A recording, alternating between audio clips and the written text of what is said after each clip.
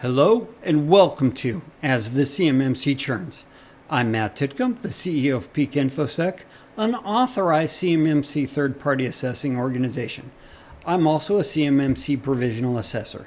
Today's episode is, how much is a CMMC conformity assessment going to cost? This is one of the most favorite questions we're getting right now as everybody's starting to spin up for CMMC. So, the honest answer is, unfortunately, the two most hated words in the CMMC ecosystem. It depends. The reality is, there is a lot of complexity that goes into why it depends. And the problem is, we as a C3PO have to account for a lot of variables that we use to estimate this. Now, the good news is, I'm not really going to walk you through that math function. And the reality is, it's not even right. As a math major, this is a hard thing to figure out. This is actually kind of comparable to starting to figure out how much it costs to actually build a home. Between material costs and really a lot of this is labor costs. So that we need to start off first where conformity really is measured. The reality is conformity is not measured at the system requirement or practice level. The 110 requirements are the end result of what gets measured. Conformity really is measured at the assessment objective level. This is done in accordance with NARA ISO CUI Notice 2020-04. And there's 320 assessment objectives. Those objectives come from NIST SP 800-171 Alpha. 171 Alpha was used to actually form the foundation, and it is a one-to-one mapping of what is in the CMMC Assessment Guide for Level 2. The basic controls are also mapped over for the 17 Level 1 requirements. But the reality is, everything starts at the assessment objective level. Now, when we're evaluating at the objective level, if you don't meet one of the assessment objectives, conformity rolls up and you fail to meet the requirement. That's the way this process is going to work. Unfortunately, it doesn't stop at just at the objective level. We have to take into account all of your locations. Now, those locations may or may not be evaluated against for all assessment objectives. Now, there's obviously some that never will. Doing a background check? No. Other ones? Yes. And so when we're working through that, we have to take locations into account when figuring out the total cost. Likewise, your locations actually do include your facilities, other in-scope locations that you've got, i.e., if you have staff working full-time from a remote office with their devices and they get the ability to print and store, that remote office, home office, is in scope. Branch offices, facilities you use elsewhere to manufacture parts as a part of your business. Basically, anywhere that CUI flows is in scope, potentially for us to have to evaluate. All of your cloud service providers, yes, they're in scope for their locations, because cloud service providers can start as small as rack as a service. You pay for a secure rack with an internet connection. Their physical location is now in scope, all the way up to Microsoft Office 365 with their huge data centers, right? Likewise, your managed security and service providers are also in scope. If they're being used to store, process, or transmit CUI, or if they're providing security protection, yeah, we have to evaluate that too. Sorry. So in reality, the CMMC assessment procedure right now, we know we have to evaluate all the physical controls, and that does require us, when you have physical facilities, to come and evaluate them. We know it has to happen at least once. DIBCAC, when they do assessments, for every location that's in scope, they visit each and every site for location.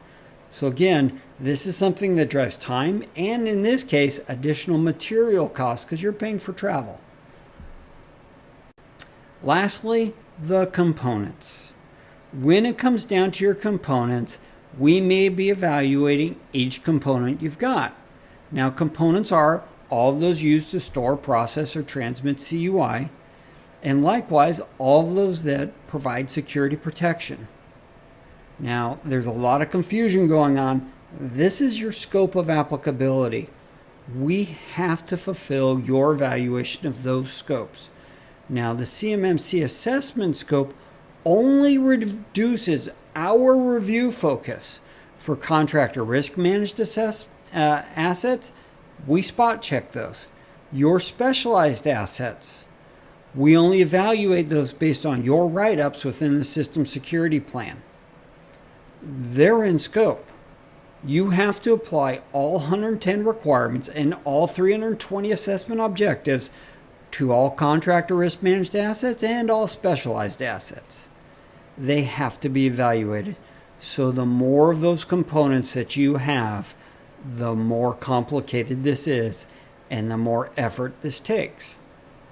Now that effort sums up into, as an assessor, when I'm going through and I'm looking at an objective, I've got to work backwards. What is my time for that objective for these locations in order to make sure I can come up with an estimate as a C3PAO for how long it's going to take for that assessor to complete that objective? Times 320. That's now then the real question we're asking. How long is this going to take? You're asking that question. We're asking the same question. Now, the other complexity in this is driven by the assessment window that gets negotiated. That assessment window, if you say, well, we got tons of components, locations, and lots of stuff, but we want to get all this done in a week, we've got to walk in with a big team. The bigger the team, the more overhead we've got to have to do project management of that team. Did you get this objective done? No, we need to reschedule. We need to rework. All those things go into all of this cost for that overhead and that time to start to calculate how long it takes to do your write-ups for objectives. Now, likewise, this also includes reviewing, especially if you fail to meet an objective. We're going to do a lot of internal reviews. You're going to want to do reviews on what we're doing and provide supplementary comments. We want that. We have to account for that because that's also something that accounts for our time as billable rates that fundamentally you are paying for. Sorry. Now, when it comes down to it, that's time. Let's add cost. I already brought up our billable rate. That's what comes up with the cost. Unfortunately, we're not done yet. The reality is what I've actually spoken through was a part of the CMMC assessment process. The first part is that CMMC assessment planning. Now, we still have to look at all those factors, but we're actually going to do that as a firm fixed price. That's our approach. Other C3POs are going to do whatever they feel fit.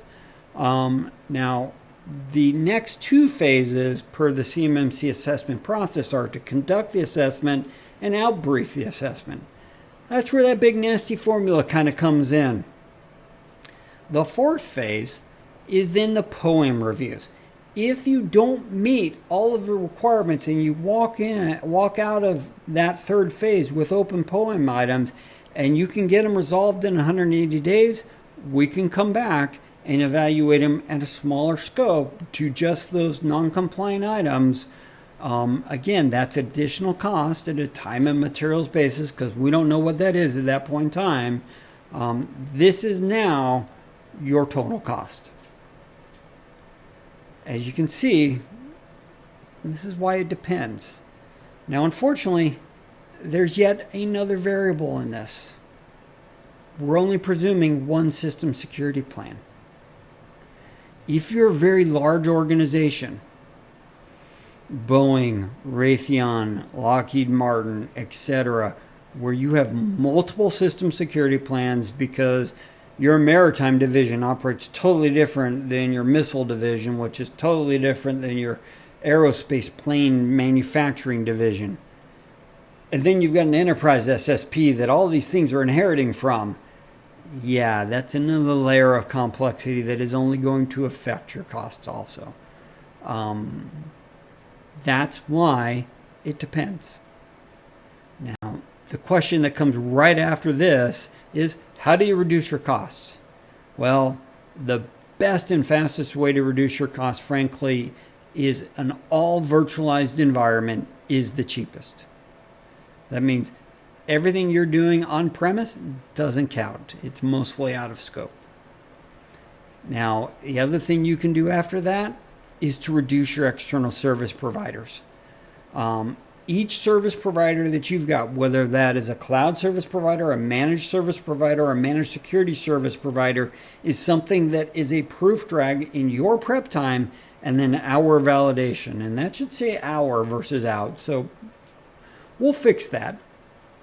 And then in general, what we're finding right now, and this is as of today when I'm recording this, Microsoft 365 and Azure is your best bang for the buck for cloud services.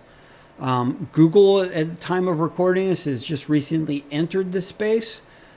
Yes, you can use Google for the collaboration in their services, but it doesn't necessarily cover all the components that Microsoft can. So you're bringing other cloud service providers to aggregate and to meet the total requirement. That's additional cost.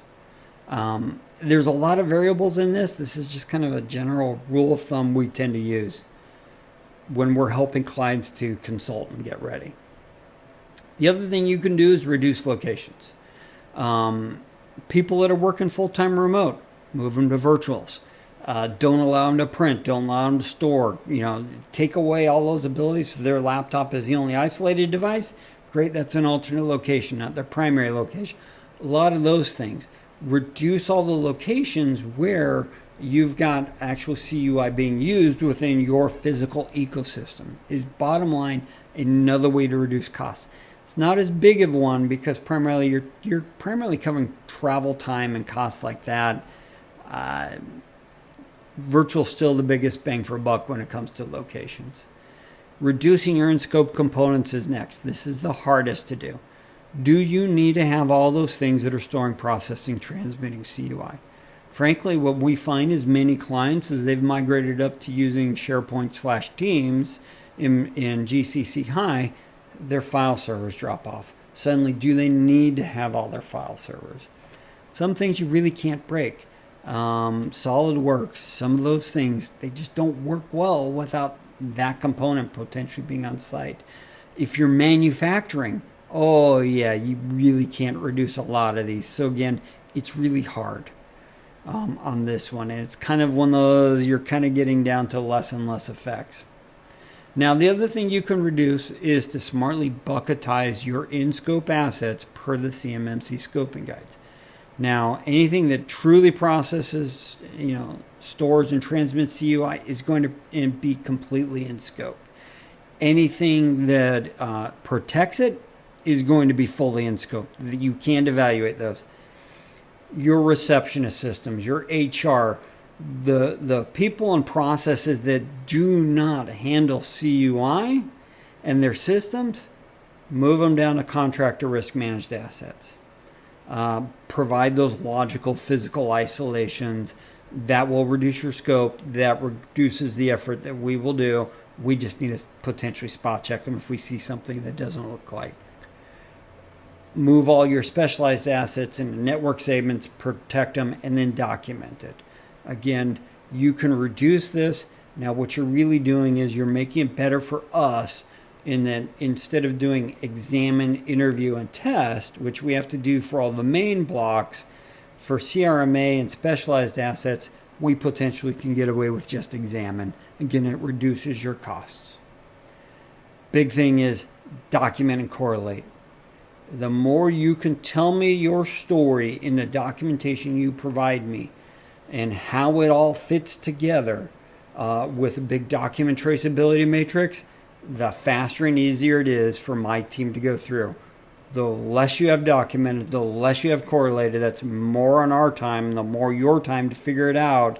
And that's a direct correlation to something that's probably going to increase your cost because I've got to account for, I got to go find this time. So let's sum up. Your organization's certification costs are driven by you. I know this is a paradigm flip and a lot of people are saying it's coming from us. It really isn't. You're the biggest source of all the variables. Now, you create those variables based on your internal and external scopes that you've brought in and that you're keeping into compliance. Moving to an enclave may reduce it. It may make it simple. It may also break your entire enterprise's business practices, especially if you're small. Typically, we're finding the smaller businesses, it doesn't work to move to an enclave model, especially in the manufacturing side, so it tends to be enterprise.